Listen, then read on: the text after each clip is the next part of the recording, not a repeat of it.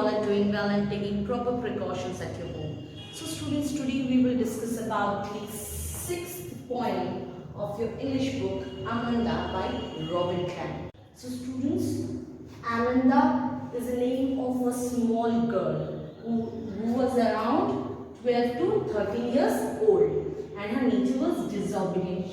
In this age, children often turn disobedient, or you can say rebellious. She often refused to listen to her parents. Whatsoever their parents say, she don't listen to them and have a stubborn nature to not listen and oppose or object whatever they say. Most of you can relate, as you all are also in the same age group, and most of the children has faced the same thing. Their parents keep on bothering them and keep on scolding them. They bite them with limitations like don't do this, don't do that, don't sit like this, don't eat like this. And most of the children react exactly the way Amanda reacts. They dislike what their parents says, as they feel that their freedom is curtailed.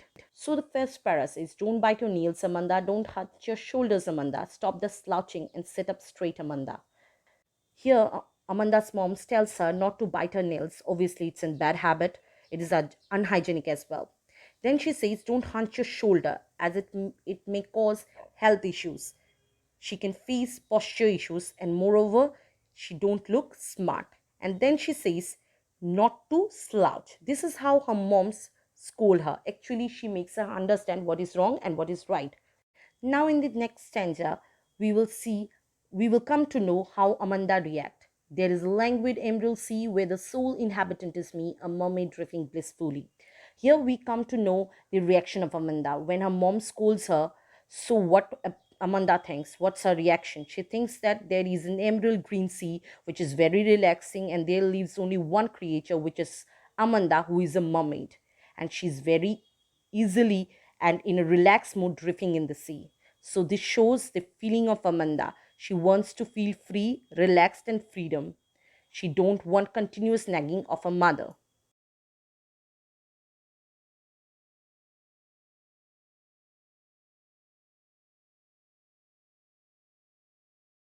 So in the first para, we can see Amanda's mother saying, don't bite your nails, Amanda. Don't hunch your shoulder, Amanda. Stop that slouching and sit up straight, Amanda. Here, Amanda's mom tells her not to bite her nails. Obviously, it is a bad habit and it is unhygienic to bite nails.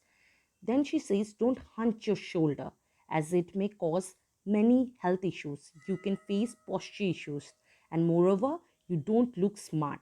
And then she says that don't slouch. This is how this mom is scolding her. Actually, she's not scolding her but making her understand. She's explaining her what to do and what not to do for her own benefit. Now, in this next stanza, we will see or we will come to know how Amanda will react. There is a languid emerald sea where the sole inhabitant is me, a mermaid drifting blissfully. Now, here we come to know the reaction of Amanda when her mother scolded her. So, what was her reaction? What was she thinking? She thinks that there is an emerald green sea which is very relaxing, and there lives only one creature, which is Amanda, who is a mermaid. She imagined that she imagined an imaginary creature which you can see in the picture, and she considered herself as a mermaid, and she is very easily and very relaxing in a very relaxed mood drifting in the sea, that is sailing in the sea. So this shows the feeling of Amanda. She wants to feel free, relaxed, and she wants to acquire freedom. She don't want continuous nagging of her mother. In the third stanza, we can see Amanda's mom is again telling her something. Did you finish your homework, Amanda?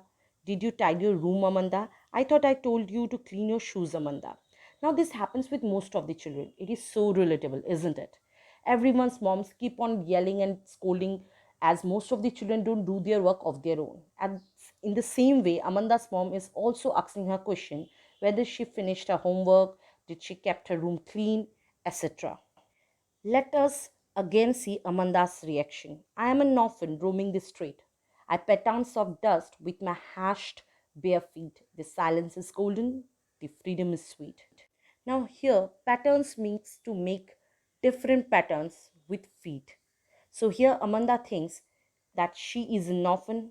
Here we can see how rebellious Amanda is, how much she's hurt, how strong feeling she had that she thought it's better to live a life without parents, to lead life like an orphan and roaming easily in the street. She would walk with her quite uncovered feet and keep on making patterns in dust. Then she thinks that silence is golden, that is, silence is precious, which means she wants her mom to stop scolding her. She feels freedom is sweet. Her feeling is so strong.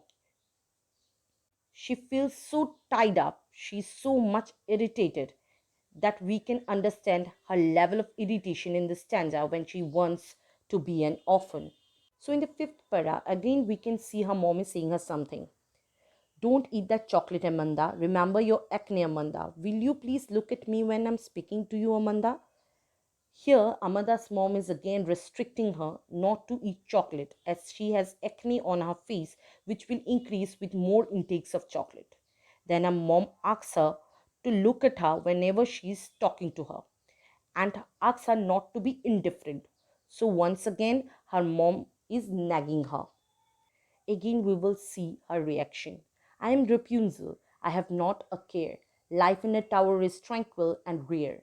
I will certainly never let down my bright hair. Now, Rapunzel is another character. She's a fairy. She's captivated by a witch in a tower, and whenever Rapunzel takes out her long bright hair out of the tower, the witch, with the help of her hair, enters the tower. Now, Amanda says that she is a Rapunzel and have not a care, means she don't bother about anyone. She wants to live in the tower because life in the tower will be calm and rare.